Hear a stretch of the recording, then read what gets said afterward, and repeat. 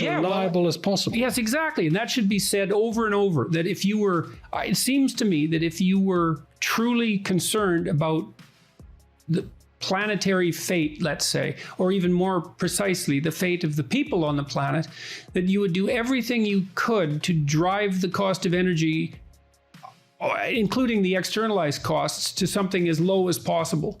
Because it's the prerequisite for everything else. And starving people aren't, we already talked about this, but starving people aren't good planetary stewards. So even if you'll notice, Jordan, you and I have now slipped into a slightly pessimistic mood in that we're finding the energy policies of our countries rather stupid. Yeah, it's probably because we're old enough so that a 90-minute discussion starts to become tiring. Well, there's that, but also, the identity politics stuff, the anti-enlightenment mood of our times.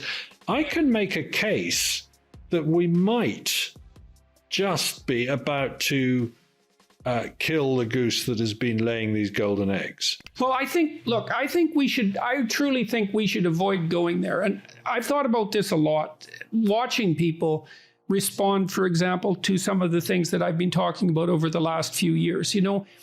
There's a huge population of young and not so young people out there who are literally starving. No, they're metaphorically starving. They're psychologically starving for a positive but believable story. And I think that, like, as you pointed out, we could decry the state of modern politics and concern ourselves with the fact that counterproductive economic and social policies might be put in place for all sorts of ideological reasons. But I actually think a much better use of our time is in the kind of enterprise that you've already pursued, which is to produce a robust counter narrative that's thoroughly grounded in, to the degree that that's possible, grounded in the facts. We can say, look, forget about that. Forget about the pessimism. Forget about the policies that pessimism would drive. We could make the assumption that we can have our cake and eat it too. We can eradicate poverty. We can constrain relative inequality to the point where societies are stable. And we can produce a massive increment in environmental quality. And all that's within our grasp if that's what we want within the next 100 years. And absolutely. And I mean, you've devoted the last 30 years of your life at least to exactly that message. And I think that's a much more powerful solution than being pessimistic about the counter positions. People need a better story. Right. You're dead right. Thank you for reminding me that that's what I think. Yeah, exactly. Well, it's easy to get tangled up, because and politics, especially moment-to-moment politics, can tangle you up badly and knock you off your central axis. And your work, this is probably a good place to end too. Your work is refreshing in that regard. There's other people who are doing this sort of thing too, like Bjorn Lomborg, for example, and Hans Rosling, who are and Marian Tupy, who are informed optimists. Yeah, both Bjorn and Hans were huge influences on me, and very sadly, Hans Rosling's no longer with us. But it was a true. Bjorn's book was a true eye opener to me. It was about the same time I was starting to think along the same lines, and an eye opener to him too. Exactly. Yeah. So I think that would be a good place to leave it. And we could say, look, to the people who are listening to this, there's no reason for a counterproductive and anti-human pessimism. We could have a planet where there was enough for everyone, and where there was enough for the non-human inhabitants too, that contribute to making life rich. And there's no reason not to aim for that. And there's absolutely no reason not to assume that it's within our grasp. So we want to aim properly, and we can have what everyone seems to want, whether they're on the right or the left, when they're thinking properly, which is an eradication of absolute poverty, so no one is forced into penury and starvation, and no children fail to develop. We can reduce the impact of relative poverty, which is an intransigent problem, but not unaddressable.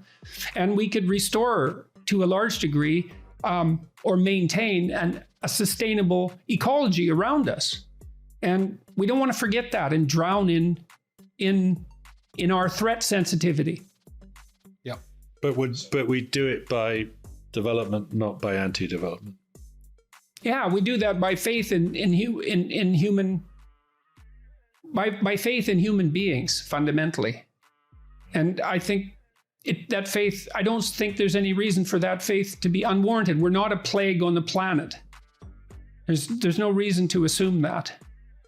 So, anyways, thank you very much for agreeing to talk to me today, and for talking to me, and also for your books, which provide, they're uplifting in the proper manner. You can read them and you can think, good for us, man. We're incrementally making the proper sacrifices to lift everyone's standard of living everywhere, and more power to us, and hopefully we'll continue. Well, look, thank you very, very much, Jordan. It's been an honor and a pleasure, and something I've always wanted to do, to meet you and have a conversation with you. And let's hope we can have a drink in the real world when the pandemic's over. Yes, God willing, wouldn't that be nice? All right, so I was speaking with Matt Ridley today, the author of a variety of books. We discussed The Origins of Virtue, which is a lovely description, at least in part, of the biological origins of morality, and an optimistic book, The Rational Optimist, which contains an extended argument for why